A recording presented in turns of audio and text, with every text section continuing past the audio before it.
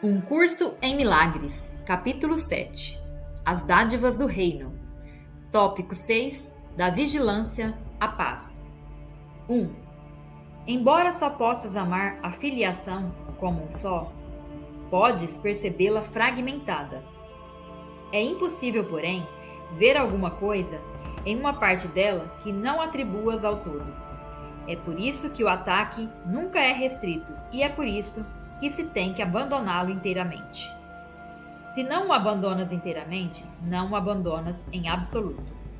Medo e amor fazem ou criam, dependendo de quem os procria ou inspira, o ego ou o Espírito Santo.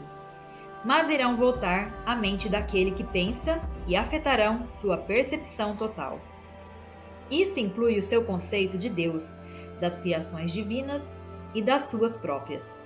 Não apreciará nenhum deles se os considerar com medo.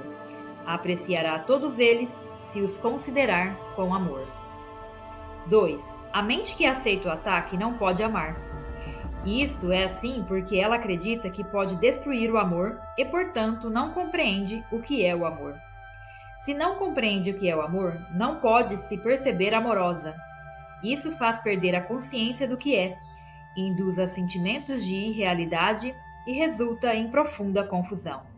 O teu pensamento tem feito isso por causa do poder que ele tem, mas o teu pensamento também é capaz de salvar-te disso, porque esse poder não é feito por ti.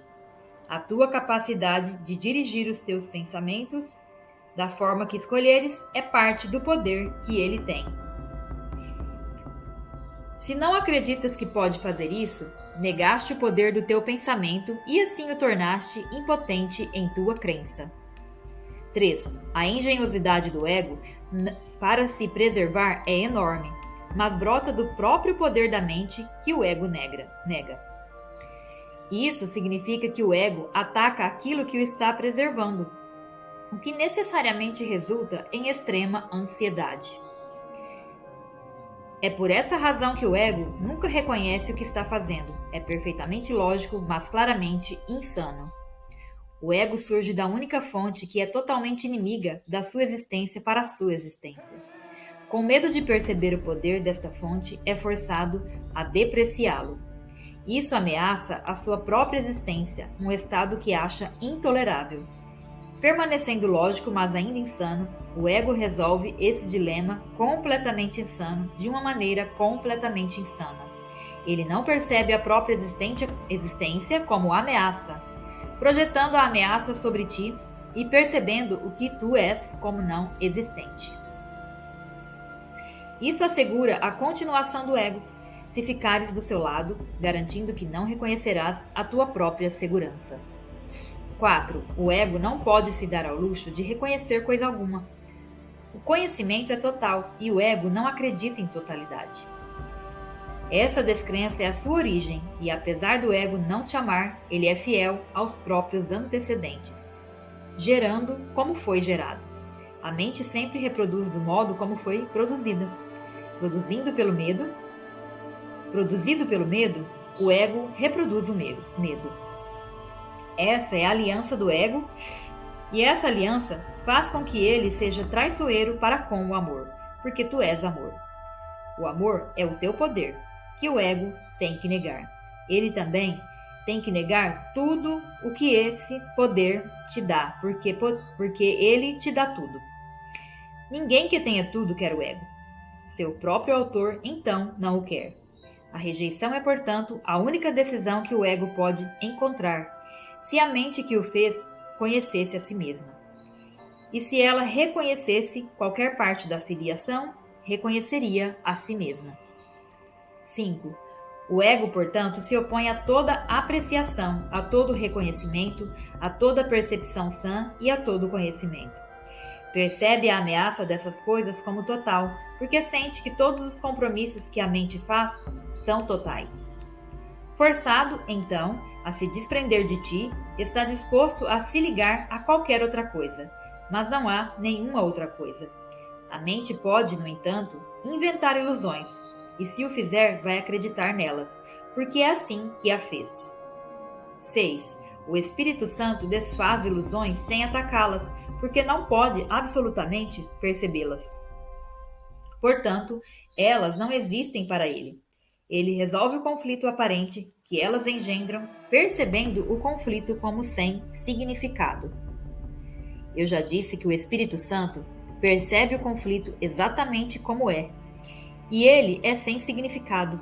O Espírito Santo não quer que tu compreendas o conflito, ele quer que reconheças que, porque o conflito não tem significado, é incompreensível. Como eu já disse, a compreensão traz a apreciação, e a apreciação traz amor. Nada mais pode ser compreendido porque nada é real e, portanto, nada mais tem significado. 7. Se mantiveres em mente o que o Espírito Santo te oferece, não pode ser vigilante a favor de coisa alguma, a não ser de Deus e do seu reino. A única razão pela qual podes achar isso difícil de aceitar é que podes ainda pensar que existe algo mais. A crença não requer vigilância a não ser que seja conflitada. Existem componentes conflitantes dentro dela que produzem a um estado de guerra, e a vigilância, então, veio a ser essencial. A vigilância não tem lugar na paz.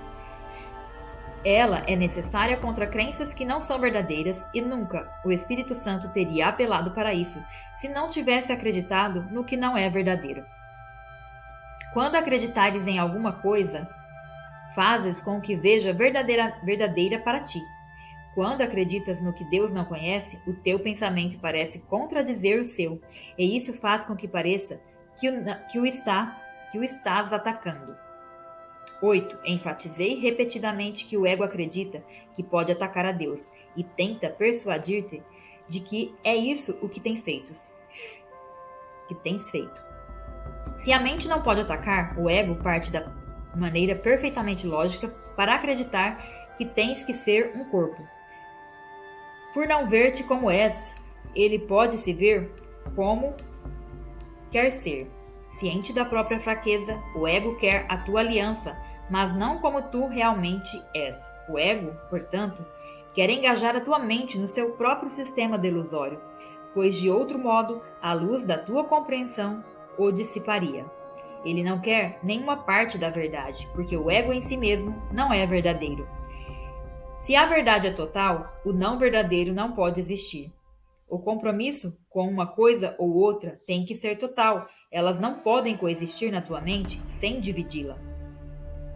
Se não podem coexistir em paz, e se tu queres a paz, tem que desistir da ideia de conflito inteiramente e para todo o sempre. E isso requer vigilância, só enquanto tu não reconheces o que é verdadeiro.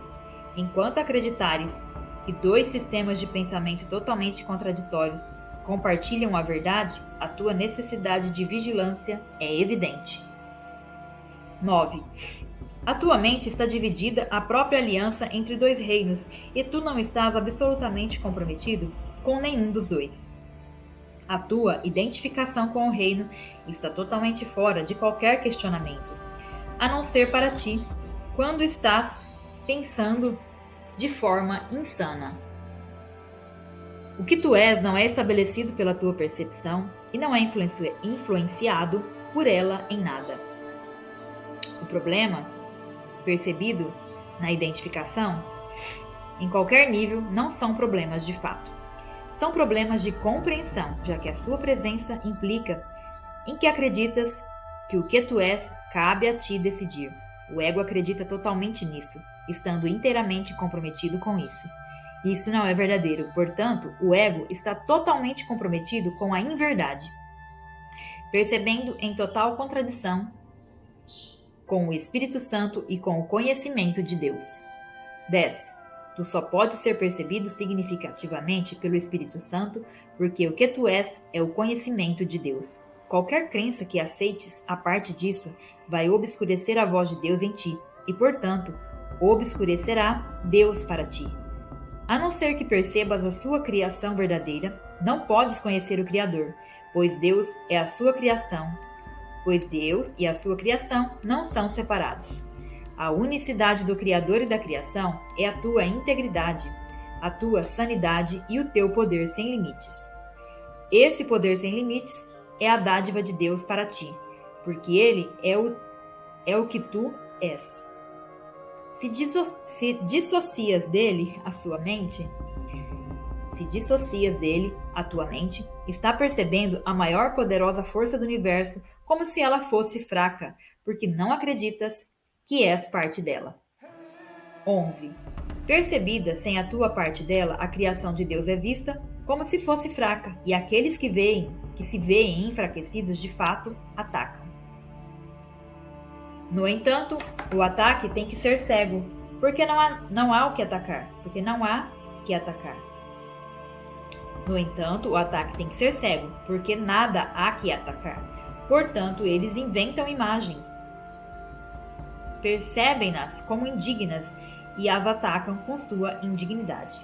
Isso é tudo o que o mundo do ego. Isso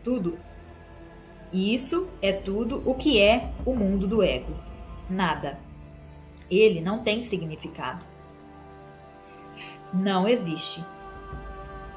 Não tentes compreendê-lo, porque se o fizeres, está acreditando que ele pode ser compreendido e é, portanto, capaz de ser apreciado e amado.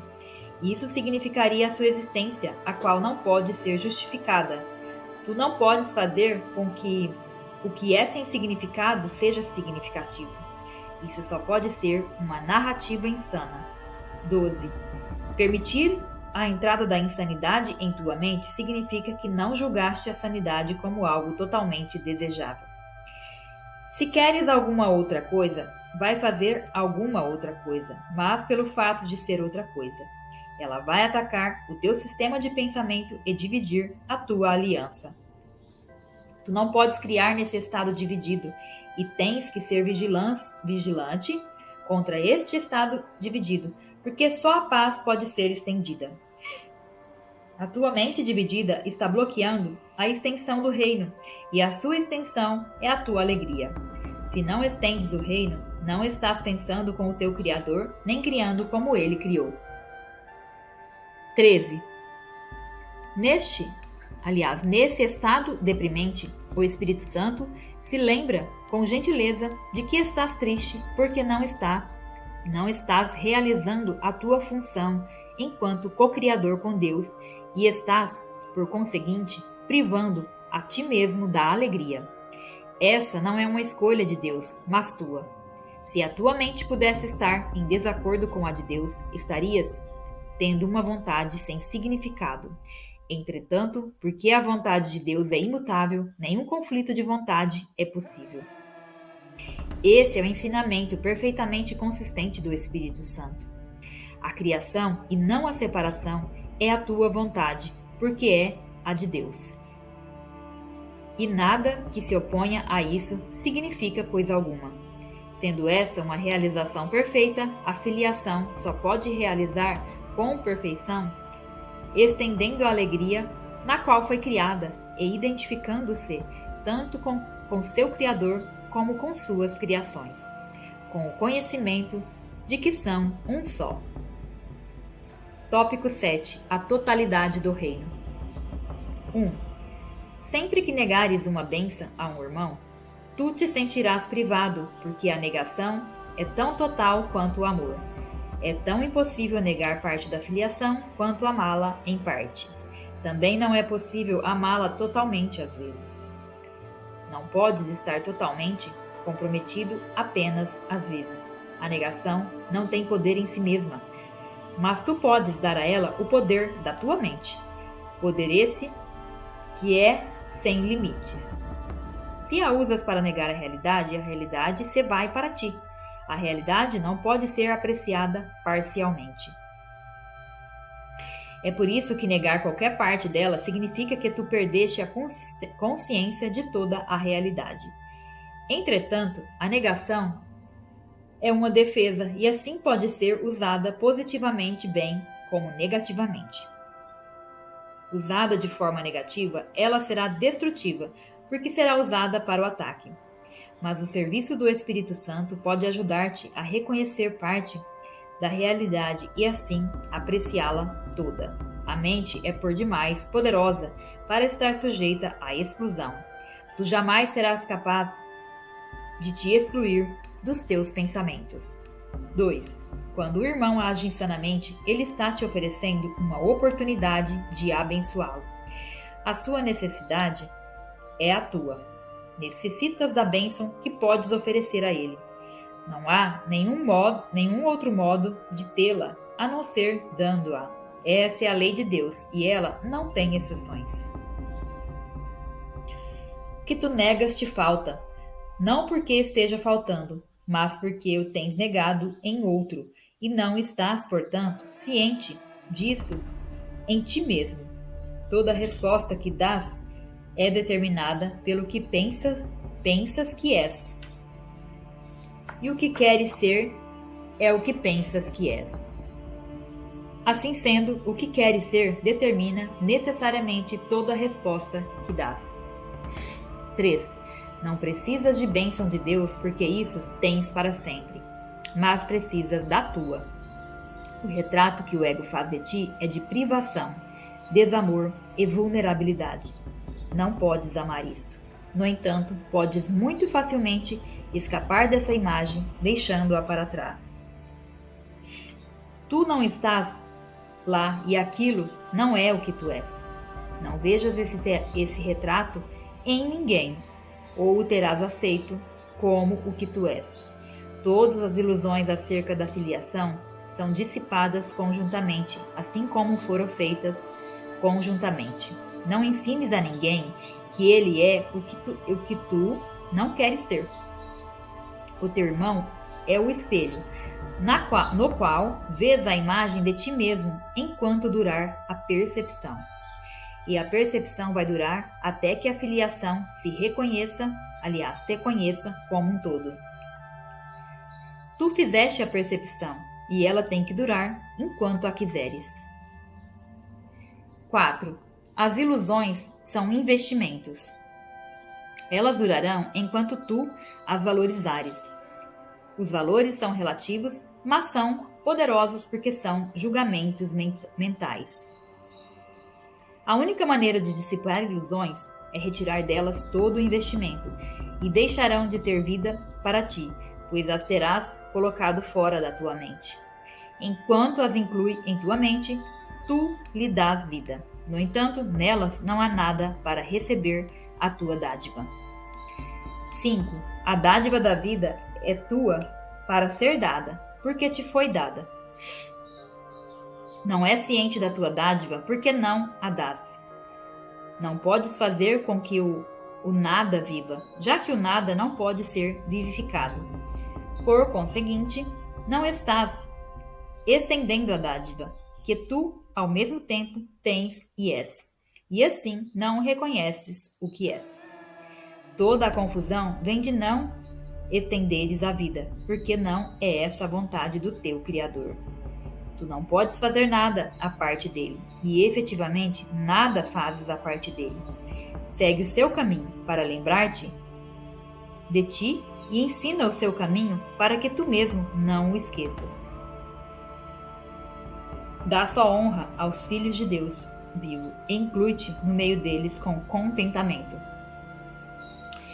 6. Só a honra é dádiva adequada para aqueles que o próprio Deus criou, dignos de honra e a quem ele honra. Dá a eles a apreciação que Deus sempre lhes reserva, porque são os seus amados filhos nos quais ele se compraz. Tu não podes estar à parte deles, porque não estás à parte dele. Descansa no seu amor e protege o teu descanso amando, mas ames tudo o que ele criou, do que tu és uma parte. Ou não podes aprender sobre a sua paz e aceitar a sua dádiva para ti mesmo e como tu mesmo. Não podes conhecer a tua própria perfeição enquanto não tiveres honrado todos aqueles que foram criados como tu. 7. Uma criança de Deus é o único professor suficientemente digno de ensinar a outra. Um único professor está em todas as mentes e ele ensina a mesma lição a todos. Ele sempre te ensina o valor inestimável de cada filho de Deus, ensinando isso com paciência infinita, nascida do amor infinito pelo qual ele fala. Todo ataque é um chamado à sua paciência, já que a sua paciência é capaz de traduzir ataque em bênção. Aqueles que atacam não sabem que são abençoados. Atacam porque acreditam que são destituídos. Dá então da tua abundância e ensina aos teus irmãos a deles.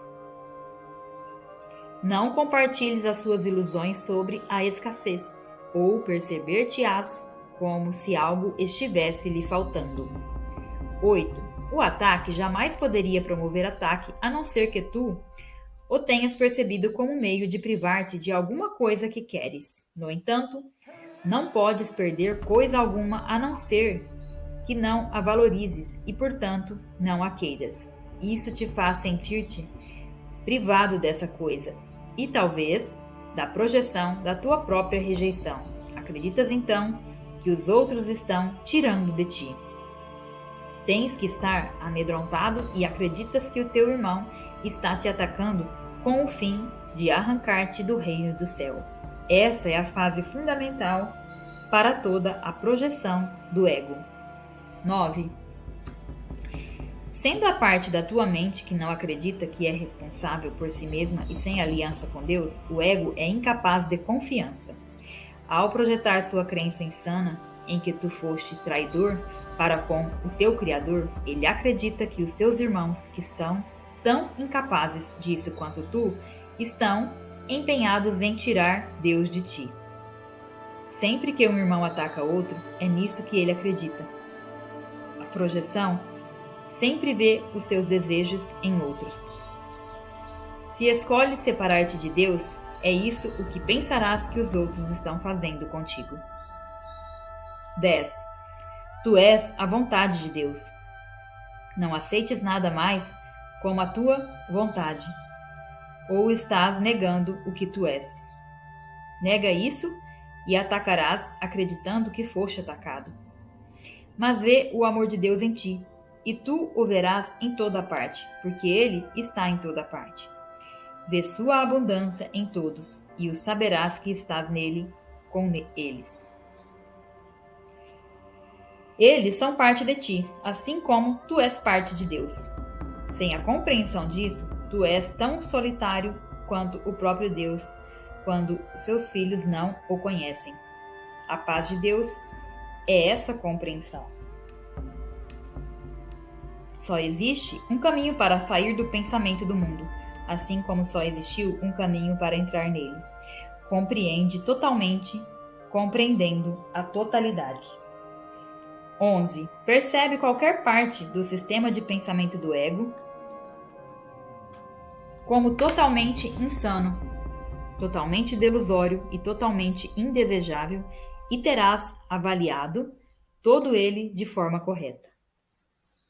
Essa correção te permite perceber qualquer parte da criação como totalmente real, totalmente perfeita e totalmente desejável. Querendo só isso, terás só isso, e dando só isso, serás só isso. As dádivas que ofereces ao ego são sempre vivenciadas como sacrifícios, mas as dádivas que ofereces ao reino são dádivas para ti. Elas sempre serão guardadas como tesouros por Deus, porque pertencem aos seus filhos amados que pertencem a Ele.